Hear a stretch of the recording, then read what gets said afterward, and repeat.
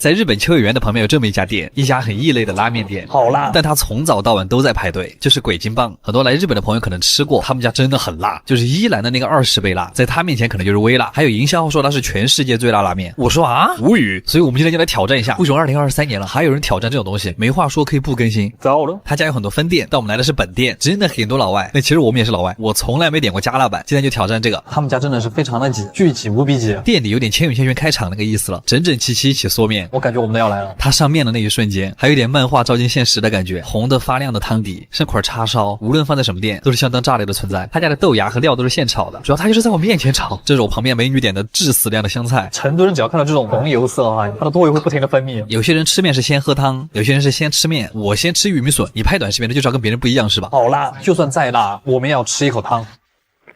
我感觉我喝了一口辣，拉面很粗，再加上汤底很浓稠，所以它每一个面条都挂了很多汤。它那个粘稠的口感其实很像阆中的牛肉面。它是用豚骨和蔬菜一起炖的汤，所以这个汤就是又油又鲜，但是还不会很腻。来口叉烧吧，他家这个叉烧真的很极品，超级的软烂。那个瘦肉保留纤维感的同时，肥肉的部分你甚至用不到牙齿，因为你嘴巴里的任何一个组织都可以把它挤碎。叉烧无比好吃，因为很辣，所以它真的很入味。不行，我感觉我的鼻涕就和那个布加拉斯瀑布一样。还好我们加了个饭，我才吃了2口，我现在嘴巴里面这个样子了。不要问我色号。他家的肉饭也很好吃，是一大块甜卤的叉烧，还是吃这个吧，压碎了有点像卤肉饭。他们家叉烧的调味真的很好，在他们家吃面真的很像吃新疆米粉，很辣但真的很上头，而且它那个黏糊的汤汁又很像东北老式那种麻辣烫。成都人最后的倔强，我的救星来了。对不起，我又在吃饭了，在汤里泡了一会儿的叉烧，每一口下去都能吃到辣汤的味道，辣汤和肥油会同时在你嘴巴里爆开，又让我想起了加了豆瓣的龙江猪脚饭。但我觉得加辣版的叉烧是真的很好吃，因为汤底真的很香，你用它来泡饭，人间美味。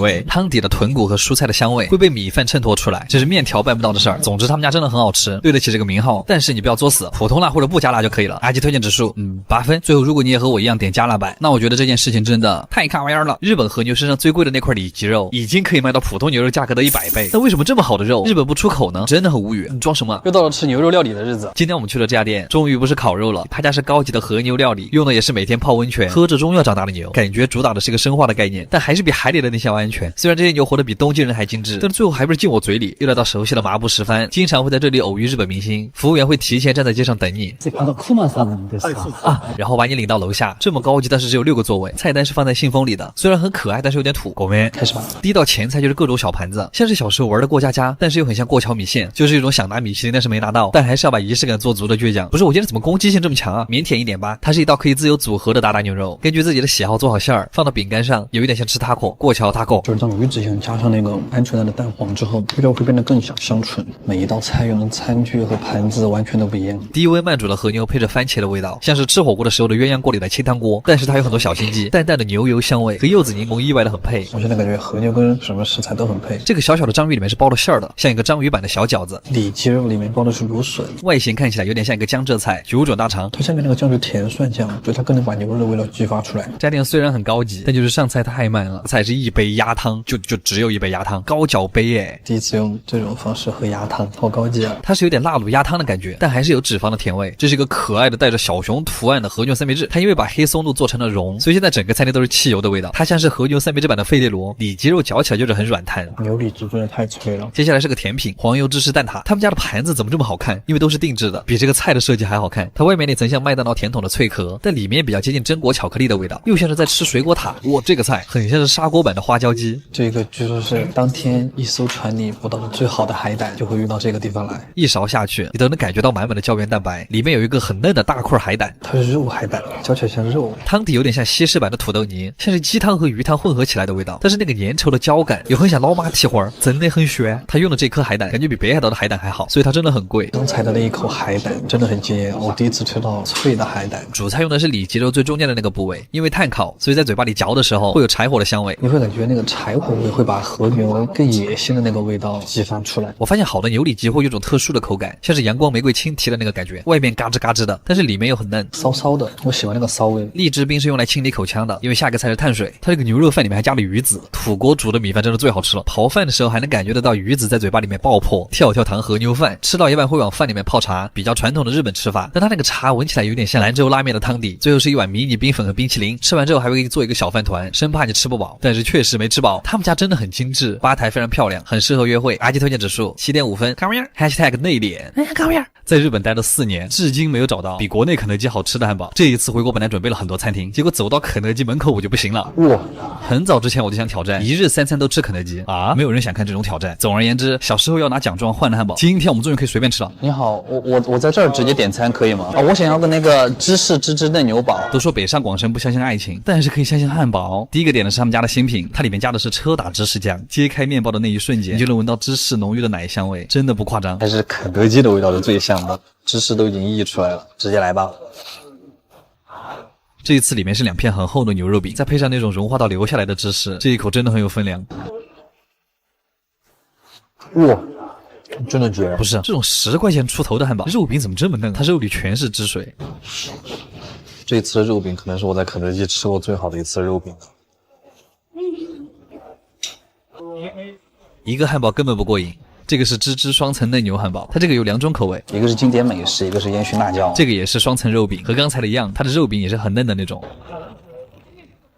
烟熏辣椒味感觉就是它虽然没加培根，但是里面有一股很香的培根味，像是木头烤过的味道。然后经典美式风味里面加的是番茄酱和黄芥末，我真的好喜欢它这个肉饼，所以我晚上又来了，我要来吃它这个3层的芝芝厚牛堡。它这个肉饼是用和牛或者安格斯牛肉做的，我在日本吃了那么多次和牛了，这个足足120克的厚做牛肉饼还是让我很惊讶。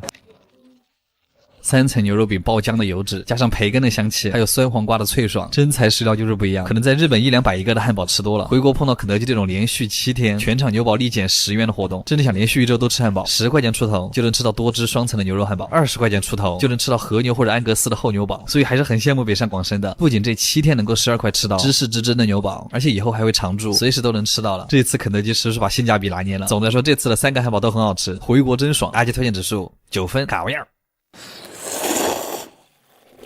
酱油拉面，不知道时隔了多久，我们终于吃到了今年最后一家满分店铺。我都不知道原来还有这样的店存在，还是一位远在京都的老朋友告诉我的。那不得马上收拾行李，坐新干线直接前往京都。主要是我这朋友已经在日本探过100多家拉面店了。今天我们是要去一家评分4.6的拉面店，这个分数着实让人觉得有点恐怖。它要是不好吃，它就完了。这是一家藏在京都老巷子里的小店。京都这座城市的氛围就是这样，有一种骨子里内敛的拽。我也不知道他们在拽什么，他让我在门口等一下，我们等了1个多小时，无语。但是进店之后我才发现，他们家很奇怪的是一点都不像拉面店，非常的高级古朴。就问你们谁坐在包间里面吃过拉面？不是在包间里面吃面，虽然不是很理解，但是感觉很帅。其实日本的拉面有很多种，但是他们家只有3种味道：酱油、盐味和咖喱。我个人最喜欢的是酱油，虽然不知道为什么吃面也要有参千酒，但我喜欢这种装逼的感觉，喝不来。接下来还有一盘前菜，头一回吃面还要吃前菜，这太讲究了。这是海胆鱼子奶油，里面的奶油像融化了的冰淇淋，冰冰凉凉，不会过于很甜，有点像咸奶油的那个意思。然后是一杯特别清新淡雅的抹茶冻，它这个抹茶特别的京都，就是又香又苦，又苦又甜，像极了爱情的味道。什么呀？接着小姐姐把面端上来了，好大一份。配菜和面是分开装的，也是单独烹饪的。它的面是中细型的，就是一般酱油拉面都用的中细面，因为这样更容易挂汁儿。配菜里面是鸡肉、叉烧、鸭肉和小银鱼。吃面先喝汤，日本拉面的小规矩。它这个汤入口第一感觉是酱油的香味特别重，然后那个酱油的味儿过了之后就是一种鲜味儿，又重又鲜，好好喝了。你们不要觉得它看上去很像苏州小面，但其实吃起来味儿很足，然后面条的粗细又很适中，嗦起来就会特别的过瘾，得劲儿了。再来一块鸭肉，它像国内盐水鸭的味道。芝士油饼一定要泡汤吃，油酥酥的味道特别像日本的猪油渣。其实可以把肉放到碗里泡一下。先来吃一口他们家的京葱，葱根特别的甜，这烤个烧鸟该多好。鸡胸肉是低温处理的，在泡了热汤之后会显得更嫩。旁边这个是鸡肉豆腐泥，像乐山豆腐脑上面那个哨子，吃到一半还可以在里面加一点山葵泥，它会让整碗面增加一点木质的香味。再嚼着那个颇有劲道的面，第一次吃拉面吃出了幸福的感觉。叉烧我一般会留到最后，就像草莓蛋糕的草莓，配着面一口吃。